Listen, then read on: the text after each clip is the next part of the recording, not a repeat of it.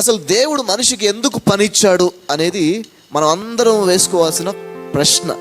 చాలామందికి పని లేకపోతే ఎంత బాగుంటుంది అనిపిస్తుంది. కొంతమంది పిల్లలకు పని చెప్పండి, అబ్బా పని చెప్పకపోతే బాగుండదు, ఎప్పుడు చూసినా ఆడుకోవడానికి వాడిని వదిలేస్తే బాగుంటుందని వాడి ఫీలింగ్. పని అనేది చాలామందికి నచ్చదు.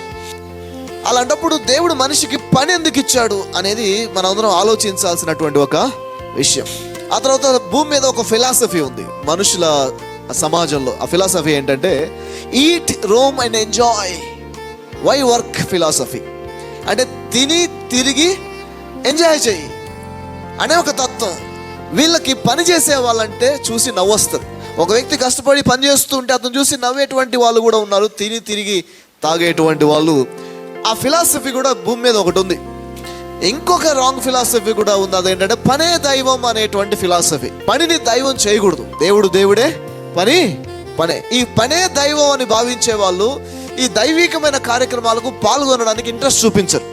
ఓ రోజు పనికి వస్తే డబ్బులన్నా వస్తాయి, ఓ రోజు పనికి పోతే ఒక 1000 రూపాయలు డబ్బులు వస్తాయి, చర్చికి పోతే ఏమొస్తాయి, ప్రార్థన పోతే ఏమొస్తుంది, పోయి కూర్చొని ఆలయంలో దేవుని ఆరాధన చేస్తే ఏమొస్తుంది, పనే దైవం రా అనేటువంటి వాళ్ళు కూడా ఉన్నారు. ఉద్యోగం పని, తర్వాత వ్యాపారం పని, కూలి పని చేయడము పనే, వ్యవసాయం చేయడము పనే, స్పోర్ట్స్ ఆటల్లోకి రావడము పనే, ఆర్ట్ అండ్ ఎంటర్టైన్మెంట్ కళారంగము మరియు వినోద రంగము కూడా పనే, తర్వాత పాలిటిక్స్ రాజకీయాల్లో ఉండడము పనే, ఆ తర్వాత మినిస్ట్రీ చేయడము కూడా పనే. చూసారా, అన్ని పనులే, అన్ని పని కిందకే వస్తాయి. ఏది ఎక్కువ కాదు, ఏది తక్కువ, అన్ని గౌరవించదగిన పనులే.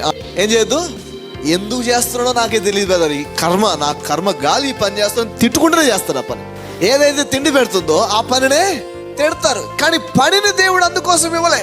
పనిని దేవుడు ఎందుకోసం ఇచ్చాడంటే ఆ పనిలో ఒక ఫలితాన్ని నువ్వు చూడాలి, ఆ ఫలితాన్ని నువ్వు అనుభవించాలి, ఆస్వాదించాలి, దాని ద్వారా కలిగే సంతృప్తిని అనుభవించాలి.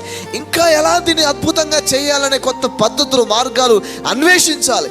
అలా అన్వేషించి కొత్త పద్ధతులు తెలుసుకొని దాంట్లో డెవలప్ అయ్యి ఉన్నతమైనటువంటి స్థాయిలోకి వెళ్ళినప్పుడు దేవుడిని నిజంగా నన్ను ఇంత సమర్థవంతుడుగా, ఆయన పోలికలు నన్ను చేయబట్టే కదా ఈరోజు నేను ఇంత సాధించగలిగానని నీ పనిని బట్టి నువ్వు దేవుడిని స్తుతించగలుగుతావు.